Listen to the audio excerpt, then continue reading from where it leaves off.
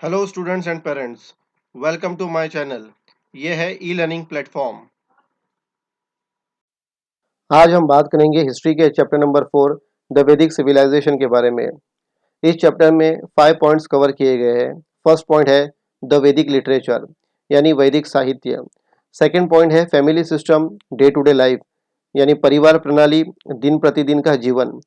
Third है agriculture, animal husbandry, economic and social life यानी कृषि, पशुपालन, आर्थिक और सामाजिक जीवन। फोर्थ है रिलीजियस आइडियाज यानी धार्मिक विचार। और फिफ्थ है पॉलिटिकल सिस्टम यानी राजनीतिक व्यवस्था। तो शुरू करते हैं फर्स्ट पॉइंट से, जो है the Vedic literature. The civilisation that is based on the Vedic literature is known as Vedic civilisation. The Vedas are considered to be our earliest literature. The Vedas were composed by many sages or rishis. Some Vedic hymns were composed by women. Vedic literature is in Sanskrit. Vedic literature is very rich and diverse. The Rig Veda is considered to be the first text. It is in the form of verses. There are four Vedas: Rig Veda, Yajur Veda, Samaveda, and Atharva Veda. The Vedic texts are known as Samhita. Vid means to know. The term Veda derives from Vid. It means knowledge. The Vedas have been preserved through the oral tradition. The Vedas are also called as Shruti. वैदिक साहित्य। वैदिक साहित्य पर आधारित सभ्यता को वैदिक सभ्यता के रूप में जाना जाता है। वेदों को हमारा प्रारंभिक साहित्य माना जाता है। वेदों की रचना कई ऋषियों ने की है। कुछ वैदिक हिम्स यानी भजनों की रचना महिलाओं ने की थी। वैदिक साहित्य संस्कृत में है। वैदिक साहित्य बहुत समृद्ध और विविध है। ऋग्वेद को पहला पाठ माना जाता है। ये वर्सेस यानी छंद के रूप में है। चार वेद है: ऋग्वेद, यजुर्वेद, सामवेद और अथर्ववेद। वैदिक ग्रंथों को संहिता के रूप में जाना जाता है। विद का अर्थ है जानने के लिए। वेद शब्द विद से निकला है। इसका अर्थ है ज्ञान। वेदों को ओरल यानी मौखिक परंपरा के माध्यम से संरक्षित किया गया है। वेदों को श्रुति भी कहा जाता है। ऋग्वेदा संहिता। Each verse of the Veda is known as Richa. So the Veda consisting of Richas is called Rigveda. Richa means a verse composed to praise a deity. When a number of Richas are put together to praise a particular deity, the poetic composition is called a Sukta. The Rigveda consists of many suktas composed to praise different deities. Rigveda संहिता। वेद के प्रत्येक श्लोक को ऋचा के रूप में जाना जाता है। ऋचाओं से युक्त वेद को ऋग्वेद कहा जाता है। ऋचा का अर्थ देवता की स्तुति करने के लिए रचित एक छंद है। जब किसी विशेष देवता की स्तुति के लिए कई ऋचाएं एक साथ रखी जाती है तो काव्य रचना को सुक्ता कहा जाता है। ऋग्वेद में विभिन्न देवताओं की स्तुति के लिए रचे गए कई सुक्तास है। यजुर्वेदा संहिता। The Yajurveda contains mantras uttered during a yajna. Yajurveda provides guidance about how and when the different mantras must be chanted during yajna rites. This text includes the verses or poetic incantations and their explanation in prose. Yajurveda संहिता। यजुर्वेद में यजना यानी यज्ञ के दौरान बोले जाने वाले मंत्र है।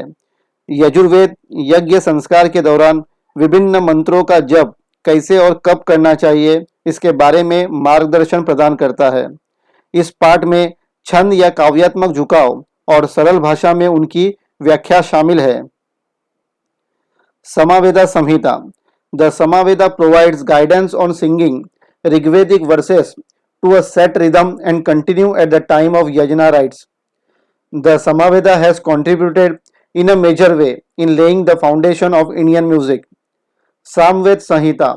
सामवेद यज्ञ संस्कार के समय एक निर्धारित लय और धुन के लिए ऋग्वेदिक छंदों को गायन पर मार्गदर्शन प्रदान करता है। सामवेद ने भारतीय संगीत की नींव रखने में प्रमुख योगदान दिया है। Atharvaveda Samhita. The Atharvaveda is named after Atharva rishi. This Veda is different from other three Vedas. It is more concerned with many things in the day-to-day life of the people. It includes solution to adversities and diseases, It also provides information about medicinal herbs.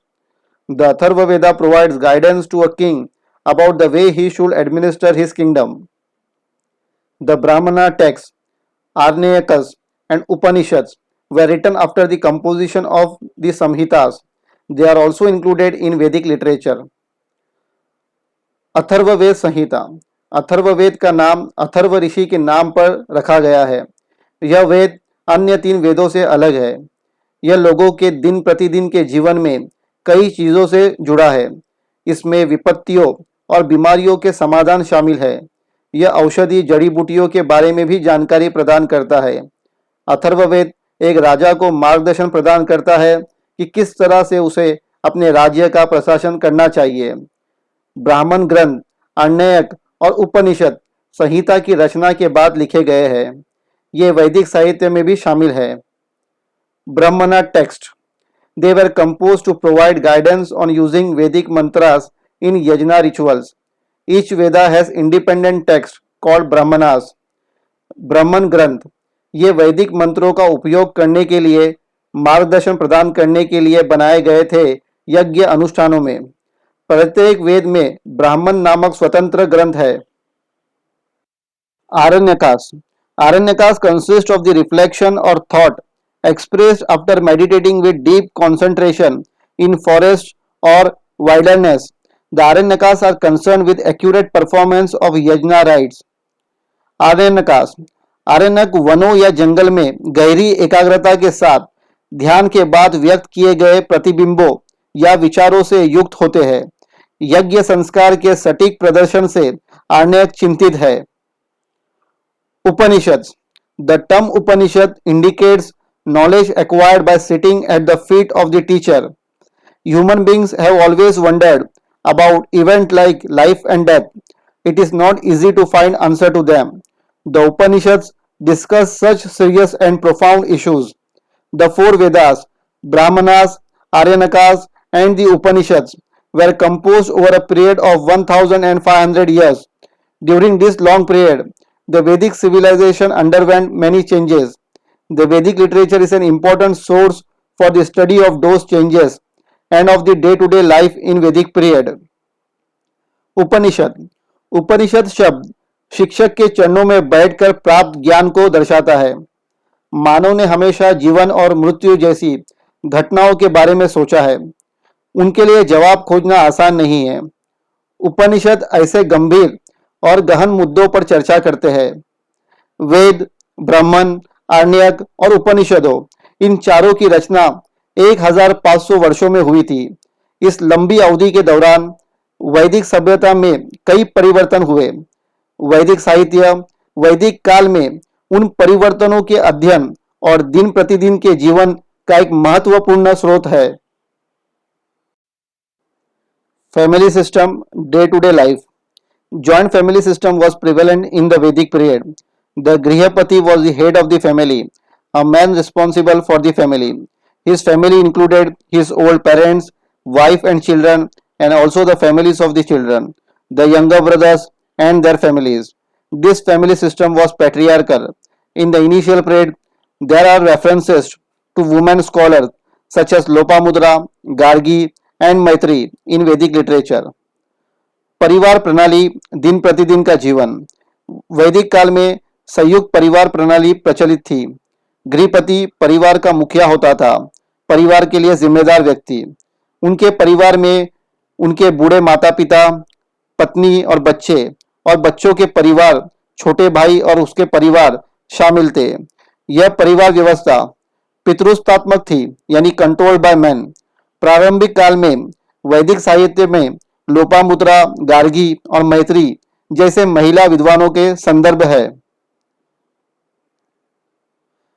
However, slowly the restriction of women went on increasing and their position in the family and society became secondary. The houses during the Vedic period were earthen or wattle and daub construction. Wattle means woven lattice of wooden strip which is daubed with clay mixed with cow dung. A house was called Griha or Shala. The diet of the people mainly consisted of cereals like wheat, barley and rice.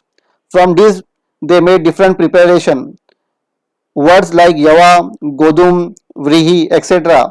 can be found in the Vedic literature. Yava means barley, Godum means wheat, Vrihi means rice. हालांकि धीरे धीरे महिलाओं पर प्रतिबंध बढ़ता चला गया और परिवार और समाज में उनका स्थान मुख्य नहीं बल्कि सेकेंडरी यानी माध्यमिक हो गया। वैदिक काल के दौरान घर मिट्टिया, वॉटल एंड डॉब से निर्माण किए जाते थे। वॉटल का मतलब है लकड़ी की पट्टियों का बुना हुआ जाली होता था जिस पे गोबर और मिट्टी के मिश्रण को उस पे लेपा जाता था प्लास्टर की तरह। एक घर को गृहा या शाला कहा जाता था। लोगों के आहार में मुख्य रूप से गेहूं, जौ और चावल जैसे अनाज शामिल थे। इससे वो अलग अलग पकवान बनाते थे। वैदिक साहित्य में यावा, गोतुम, व्रीहि आदि शब्द पाए गए हैं। यवा का अर्थ है बार्ली यानी जौ, गोदुम यानी गेहूं और व्रीहि यानी चावल।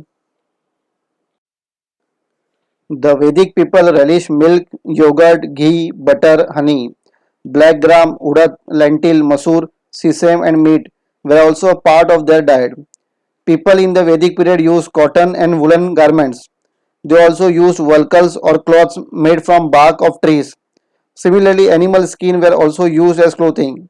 Men and women used ornaments of gold, flower garland, strings made of bead, etc.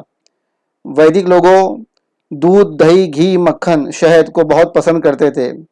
काला चना, उड़द, दाल, मसूर, तिल और मांस भी उनके आहार का एक हिस्सा थे। वैदिक काल में लोग सूती और ऊनी कपड़ों का इस्तेमाल करते थे। वे पेड़ों की छाल से बने वल्कल्स, कपड़े का भी इस्तेमाल करते थे। इसी तरह जानवरों की खाल का इस्तेमाल कपड़ों के रूप में भी किया जाता था। पुरुष और महिलाएं आभूषणों का उपयोग करते थे, सोने के जेवर, फूलों की माला, मोतियों की माला आदि। A kind of pendant called Nishka seems to have been popular. It was also used as currency.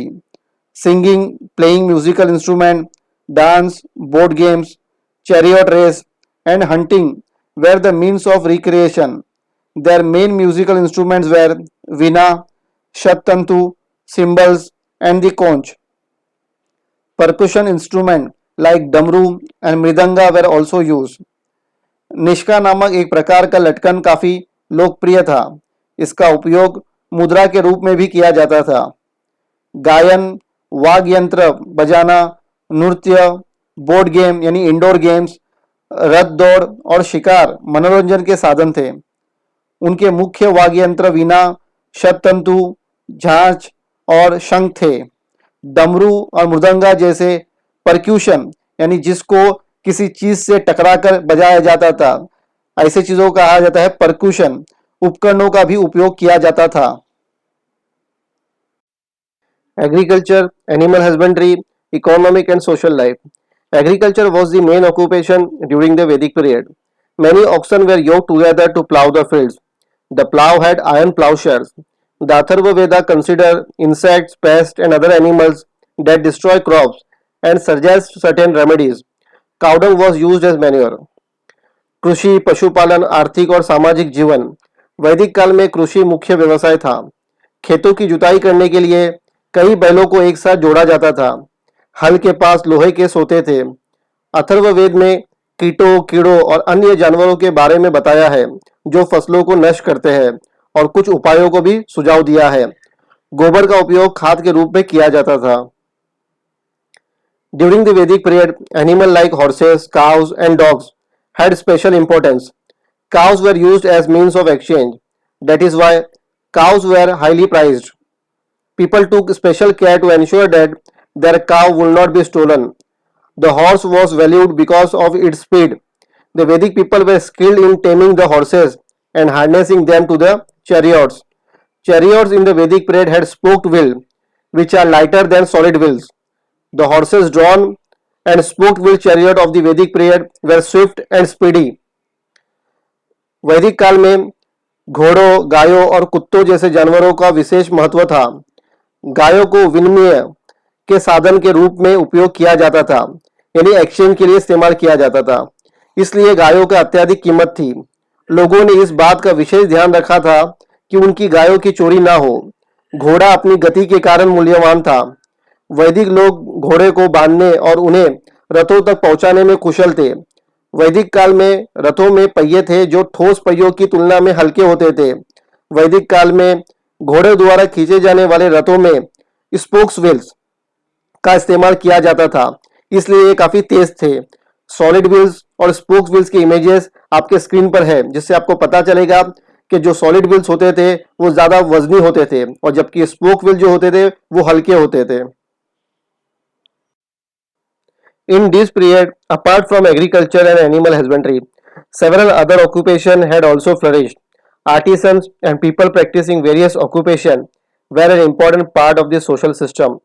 They formed independent organizations known as shrenis or guilds. The head of the guild was known as Shrestri. However, slowly the status of skilled artisans became secondary. During this period, there were four Varnas: Brahmin, Kshatriya, Vaishya, and Shudra. A Varna was determined by the occupation of the people. In the later period, the Varnas came to be determined on the basis of birth. This gave rise to caste. The caste system led to inequality in the society. इस अवधि में कृषि और पशुपालन के अलावा कई अन्य व्यवसाय भी विकसित हुए थे। कारीगरों और विभिन्न व्यवसायों का अभ्यास करने वाले लोग सामाजिक व्यवस्था का एक महत्वपूर्ण हिस्सा थे। उन्होंने स्वतंत्र संगठनों का गठन किया, जिसे श्रेणिस या गिल्ड के रूप में जाना जाता है। गिल्ड के मुखिया को श्रेष्ठी के रूप में जाना जाता था।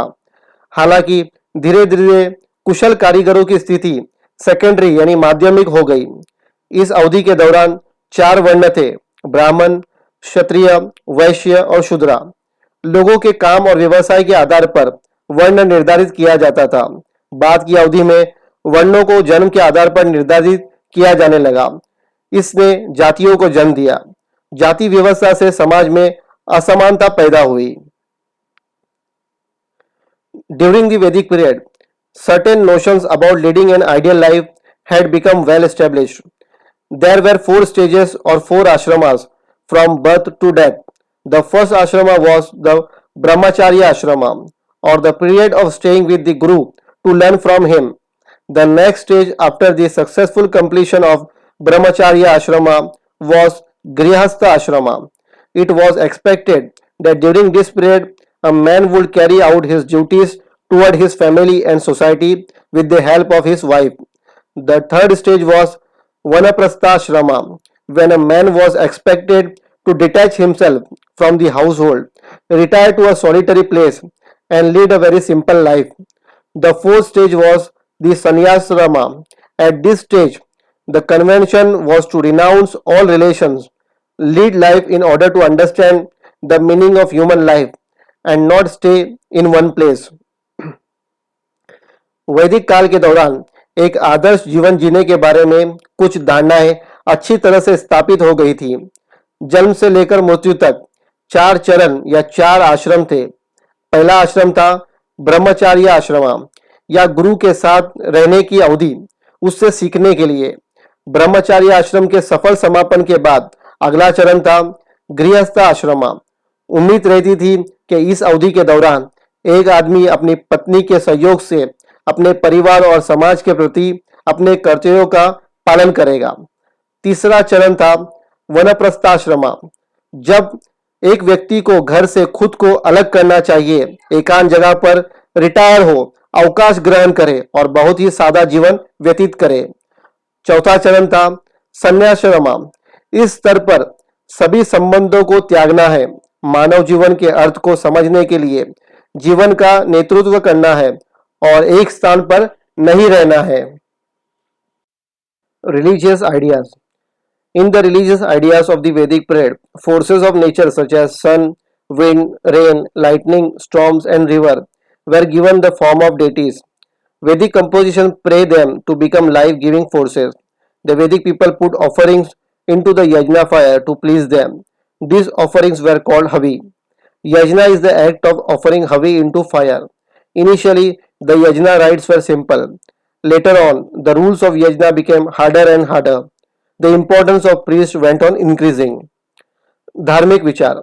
वैदिक काल के धार्मिक विचारों में प्रकृति की शक्तियों जैसे सूर्य, हवा, बारिश, बिजली, तूफान और नदियों को देवताओं का रूप दिया गया था। वैदिक रचनाएं उन्हें जीवन देने वाली शक्ति बनने के लिए प्रार्थना करती है।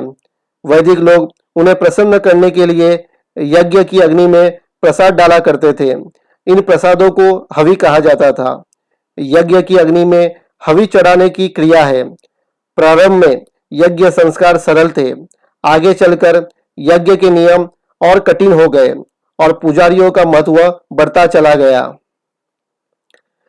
People in the Vedic period had thought about how the natural phenomena occur.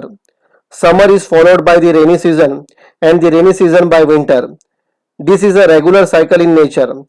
The cycle in nature and the life cycle that moved with it were termed by the Vedic people as Rita.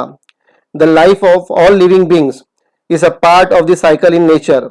Disturbance in the cycle of nature leads to calamities. Everyone should be careful not to let it happen. Nobody should break the law of nature. It was believed that following this rule was to follow dharma. वैदिक काल के लोगों ने सोचा था कि प्राकृतिक घटनाएं कैसे होती है। ग्रीष्म ऋतु यानी गर्मी के मौसम के बाद वर्षा ऋतु यानी बारिश का मौसम और इसके बाद में शीत ऋतु यानी ठंडी का मौसम होता है। यह प्रकृति का एक नियम चक्र है। प्रकृति के चक्र और उसके साथ चलने वाले जीवन चक्र को वैदिक लोग रीता कहते थे। सभी जीवों के जीवन प्रकृति चक्र का एक हिस्सा है। प्रकृति के चक्र में गड़बड़ी से विपत्तियां आती है। हर किसी को सावधान रहना चाहिए कि ऐसा ना हो। किसी को भी प्रकृति के नियमों को नहीं तोड़ना चाहिए। ऐसा माना जाता था कि इन नियमों का पालन करना ही धर्म का पालन करना है। Political system. In the Vedic period, each village had a head known as Gramani. A group of villagers formed a Vish, whose head was called Vishpati. Several Vish formed a Jana. Later, when the Jana settled into a specific region, it came to be known as Janapad. The head of Jana was known as Nripa or Raja, king. The main duties of the king were to protect the people, collect taxes, and run the administration efficiently. राजनीतिक प्रणाली। वैदिक काल में प्रत्येक गांव में एक मुखिया होता था जिसे ग्रामणी कहा जाता था। गांव के कुछ लोग मिलकर एक समूह का गठन करते थे जिसे विश कहा जाता था, जिसके प्रमुख को विशपति कहा जाता था। कई विषयों ने मिलकर एक जना का गठन किया। बाद में जब जना एक विशिष्ट क्षेत्र में बस गया तो इसे जनपद के रूप में जाना जाने लगा। जना के मुखिया को निरपा यानी राजा के रूप में जाना जाता था। राजा का मुख्य कर्तव्य लोगों की रक्षा करना, कर एकत्र करना और प्रशासन को कुशलता से चलाना था। In order to run the administration smoothly, the king appointed various officers. The Purohit, priest, and the Senapati of the army were officers of special importance. The officer who collected the taxes was known as Bagdug. Bag means share. The person who collected the king's share of the produce of a jana was called Bagdug.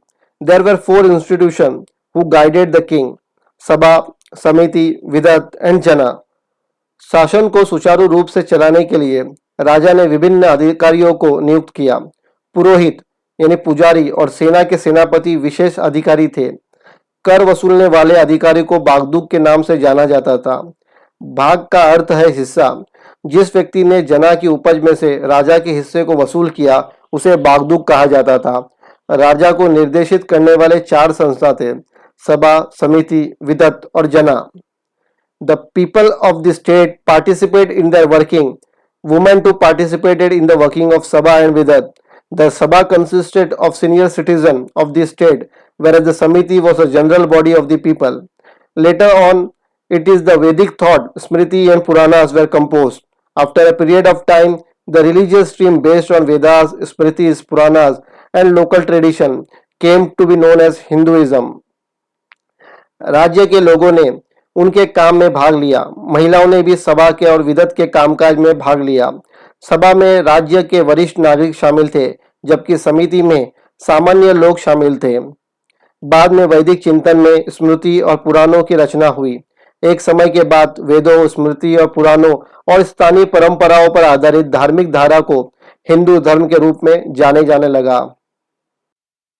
Along with the Vedic stream, there were other religious strands which took a different position from the Vedic one regarding yajna rites and the Varna system. We will learn more about them in the next chapter. वैदिक धारा के साथ अन्य धार्मिक रुझान भी थे जो वैदिक से अलग थे। यज्ञ संस्कार और वर्ण व्यवस्था के बारे में हम अगले अध्याय में जानेंगे। अब शुरू करते हैं question answers. Name the following with reference to the lesson. Women scholars in Vedic literature. वैदिक साहित्य में महिला विद्वान। आंसर है गार्गी, मैत्री एंड लोपामुद्रा। सेकेंड है मीन्स ऑफ एंटरटेनमेंट इन वैदिक पीरियड। वैदिक काल में मनोरंजन के साधन। आंसर है singing, playing musical instrument, dance and board games. Third question है द 4 आश्रमास, यानी 4 आश्रम। आंसर है ब्रह्मचार्य आश्रम, गृहस्थ आश्रम, वनप्रस्थ आश्रम और संन्यास आश्रम। राइट और रॉन्ग। फर्स्ट स्टेटमेंट है ऋग्वेदा मंत्रास अटर्ड ड्यूरिंग यज्ञ। तो ये स्टेटमेंट गलत है क्योंकि मंत्रास अटर्ड किए जाते थे यजुर्वेदा में, तो इसके आगे लिखेंगे हम रॉन्ग। सेकेंड स्टेटमेंट है Samaveda guidance on singing a mantra during yajna rites. तो स्टेटमेंट सही है, तो इसके आगे लिखेंगे हम राइट। थर्ड है Atharvaveda the Veda derived it names from Atharva rishi. तो ये स्टेटमेंट सही है, तो इसके आगे हम लिखेंगे right. Answer in one word each. The language of Vedic literature. Answer है संस्कृत। सेकेंड है the meaning of vid. Answer है to know. Third the head of family. Answer है grihapati. Fourth the head of shrenis. Answer है shreshthi. Name the following the musical instrument you know. Answer है harmonium, guitar. Two modern ornaments of women. Answer है bangles और necklace. Today's means of entertainment. Answer है television और adventure sports. Answer in short what food items were included in the diet of Vedic people. वैदिक लोगों के आहार में किन खाद्य पदार्थों को शामिल किया गया था। आंसर है barley and rice were the staple food of the Vedic people. The diet also included milk, yoghurt, ghee, fruits, cereals and meat. जौ और चावल वैदिक लोगों का मुख्य भोजन थे। उनके आहार में दूध, दही, घी, फल, अनाज और मांस भी शामिल थे। Why were cows prized highly. गायों को अत्यधिक कीमत क्यों थी। Answer milk and milk products were important items of the diet of Vedic people. Cow was a means and commodity of exchange, therefore cows were highly prized. दूध और दूध उत्पादक वैदिक लोगों के आहार में बहुत महत्वपूर्ण थे। गाय एक साधन थी, वस्तु थी जिसको एक्सचेंज करके यानी उसके बदले कुछ और वस्तु ली जा सकती थी, इसलिए गायों की अत्यधिक कीमत थी। What was a man expected to do in संन्याश्रम। एक व्यक्ति को संन्याश्रम में क्या करने की उम्मीद थी। Answer sannyashram was the fourth and the last stage in the life of a man.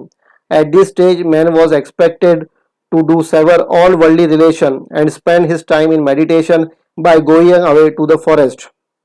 मनुष्य के जीवन में संन्याश्रम चौथा और अंतिम चरण था। इस अवस्था में मनुष्य से यह अपेक्षा की जाती थी कि वह सभी सांसारिक संबंधों को तोड़ दे और जंगल में जाकर ध्यान से अपना समय व्यतीत करे। Right notes on the religious ideas during the Vedic period. वैदिक काल में धार्मिक विचार। The Vedic people offered prayers to the forces in nature such as the sun, the rain, the rivers, lightning and storm to secure their blessing. They made ritual offerings to the fire to secure favor from the forces in nature. This ritual offering of Havi into the fire was called Yajna. The Vedic people believed that all things in nature follow Rita, that is a defined pattern. They believed that religion means to follow the rules of nature, as any violation thereof leads to natural calamities.